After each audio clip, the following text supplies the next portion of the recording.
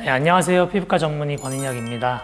피부과 전문의 박재범입니다. 자, 오늘은 박 원장님을 모시고 눈 주변 주름과 탄력에 대해서 알아보는 시간을 가져보도록 하겠습니다.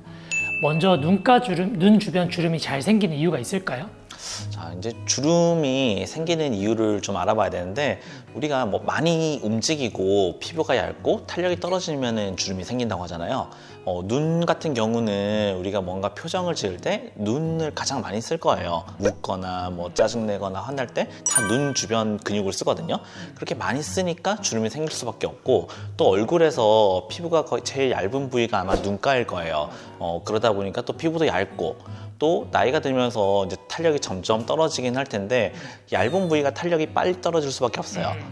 눈가가 그러므로 이제 쓰기도 많이 쓰고, 피부도 얇고 탄력이 빨리 떨어지니까 주름이 잘 생길 수밖에 없는 것 같습니다. 눈 주변 치료가 어렵다고 들었는데 그 이유가 있을까요? 일단 가장 큰 원인은 눈 바로 옆에 눈이 있잖아요. 눈가 바로 옆에 눈 바로 아래에 있으니까. 그래서 여기에 뭔가 작업을 하려면은 조심해야 돼요. 조금만 뭔가 깊이 들어가면은 바로 안구에 영향을 끼칠 수 있기 때문에 조심해야 되고, 뭐 예를 들어 그리고 또 보톡스 시술을 한다 했을 때 이제 눈 주변에 근육을 많이 못 쓰게 하는 건데, 너무 주름을 과도하게 잡게 되면은 또 표정이 없어져 버리잖아요. 표정에 굉장히 큰 영향을 끼치는 부위이기 때문에 그것도 굉장히 주의해서 시술을 해야 합니다. 결국은 이 안구 때문에 치료가 어려운 것 같아요. 맞아요. 레이저를 쏘더라도 얼굴 레이저를 할 때 우리 눈꺼풀이나 이렇게 눈 바로 밑에 좀 조심해야 되잖아요. 그래서 비교적 안전한 파장대가 있고 좀 쓰면 안 되는 파장대가 있는데, 그래서 확실히 레이저 사용에도 좀 제한이 있고, 그 다음에 눈꺼풀이 워낙에 얇다 보니까 또 너무 깊이 들어가는 시술들이 불가능하단 말이에요. 그래서 눈 주변의 치료는 확실히 제한된 몇 가지밖에 없는 것 같아요, 아직은. 그러면 박 원장님, 우리 눈 주변 주름이나 탄력 때문에 아이크림이라는 걸 꼭 써야 할까요? 일단은 주름이 생기는 원인 중에 또 한 가지가 수분이 많이 날아가면서 건조해지면서 또 탄력이 떨어지고 그러면서 주름이 생길 수는 있어요. 그런 거를 이제 예방해주는 목적에서 아이크림을 좀 열심히 발라주면은 얘가 이제 보습제 역할을 해주면서 수분 보충이 되니까 이제 주름에 어느 정도 예방이 될 수 있을 것 같아요. 근데 일반 보습제 말고 꼭 아이크림을 써야 되냐? 이거는 저는 약간 물음표거든요. 아이크림이 뭐 이제 비용도 조금 더 비싸잖아요, 일반 보습제보다. 영양 성분도 물론 좀 더 들어가 있을 거고, 그래서 여유가 되시면은 아이크림 뭐 좋은 거 쓰는 거 뭐 저는 추천드리고, 아니면은 저는 그냥 보습제 발라도 충분하다고 생각해요. 저는 개인적으로 그냥 보습제 열심히 바르고 있고요. 그렇게 바르다 보면은 뭐 꾸준히 하면은 분명히 뭐 주름에 예방될 수 있다고 생각합니다. 아이크림 대신에 바셀린을 바르는 분들도 저는 있다고 들었거든요. 그 눈 주변에 바셀린을 바르는 건 어떻다고 생각하시나요? 이제 요새 피부과 유튜브들 보면은 바세린이 좀 핫해요. 뭐 다양한 데 사용하시더라고요. 바세린이 아무래도 가격도 좀 저렴하고 구하기도 쉽고 그러니까 뭐 주름, 뭐 블랙헤드 다양하게 사용해보고 계신 것 같은데, 바세린 혹시 써보셨어요? 써봤죠? 이거 써보면은 쓰기 힘들어요. 너무 거의 기름이잖아요. 번들번들 그리고 바르면 이제 느낌 안 좋아요. 이제 바세린이 그 되게 좋은 보습제는 맞거든요. 보습제 중에서 밀폐력, 그러니까 수분을 보호하는 능력이 가장 우수한 보습제로 되어 있긴 한데, 뭐 바르면은 분명히 도움은 될 것 같아요. 수분을 딱 나가는 거 막아주니까.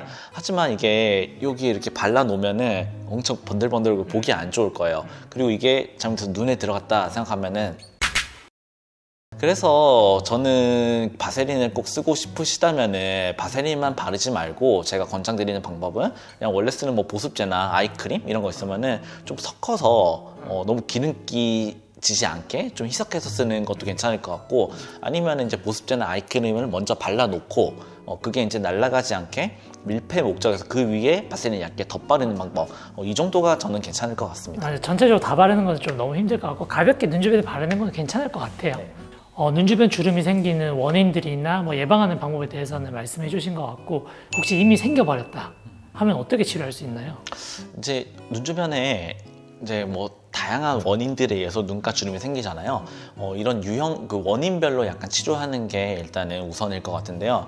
일단은 많이 주름 표정을 지어서 많이 너무 웃거나 많이 찡그리거나 그런 것 때문에 이쪽에 이제 주름 옆쪽으로 많이 생기잖아요. 이런 거를 이제 치료 개선한다 했을 때는 보톡스가 일단 제일 좋은 것 같아요. 맞아요. 보톡스 이제 눈가 쪽에는 저는 보톡스를 좀 많이 쓰고 있고, 보톡스는 근데 또 아까 얘기 드렸겠지만 너무 무리해서 다 잡는다고 바짝 붙이게 되면은 맞아요. 안 됩니다. 되게 어색해요. 그래서 조금 자연스럽게 하기 위해서는 약간 떼서, 그러니까 너무 바짝 붙은 주름은 포기하더라도 조금 자연스럽게 멀리 띄어서 하는 게 좋을 것 같고, 그리고 눈 바로 밑에 있는 주름들 있어요. 여기도 이제 보톡스를 하긴 하는데 일반 보톡스를 과량을 놓게 되면은 여기가 이제 근육이 눈 밑 지방 튀어나온 걸 또 막아주는 역할을 하잖아요.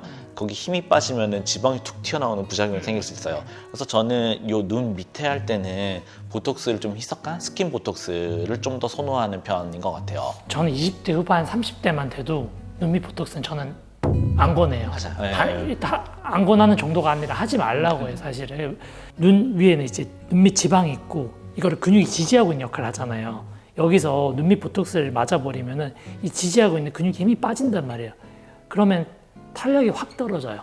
탄력이 떨어지면서 눈밑 지방도 나올 수 있단 말이에요.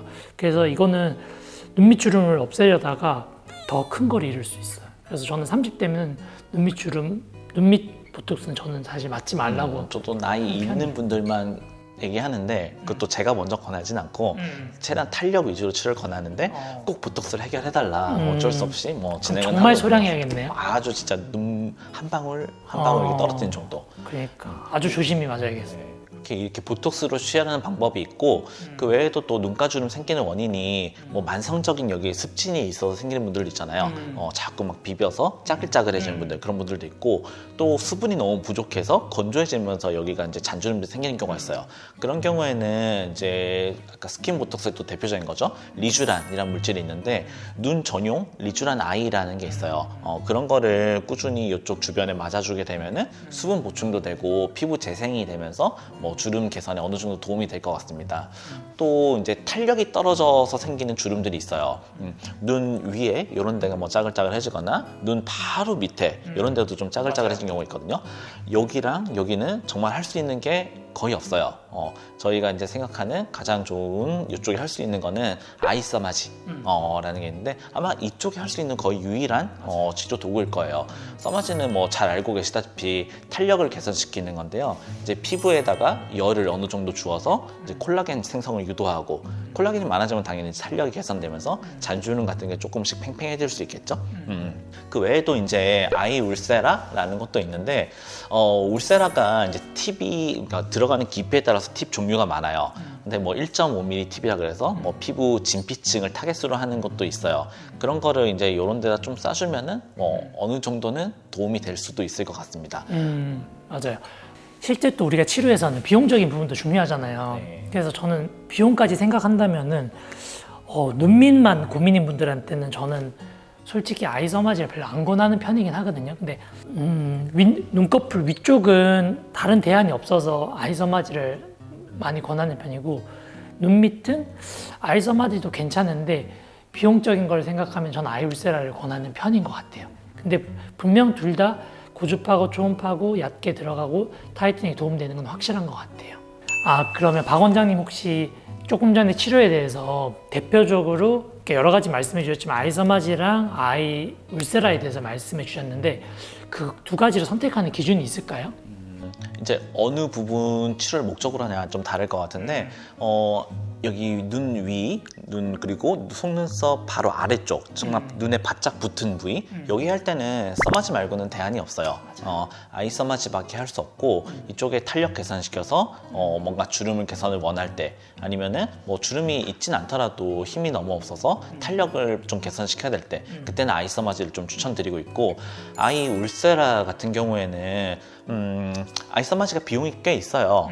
그러다 보니까 비용 부담은 있는데 여기는 당연히 울세를 할 수 없고요. 그리고 여기서 또 아래쪽에서도 눈썹에 너무 바짝 붙은 데는 아예 울세를 못하고 그거보다 더 아래쪽 여기에 뭔가 탄력 개선을 했다? 그때는 울세라 도움이 될 것 같아요. 그리고 울세라가 또 이제 원래 목적은 지방 줄이는데 목적이 있잖아요.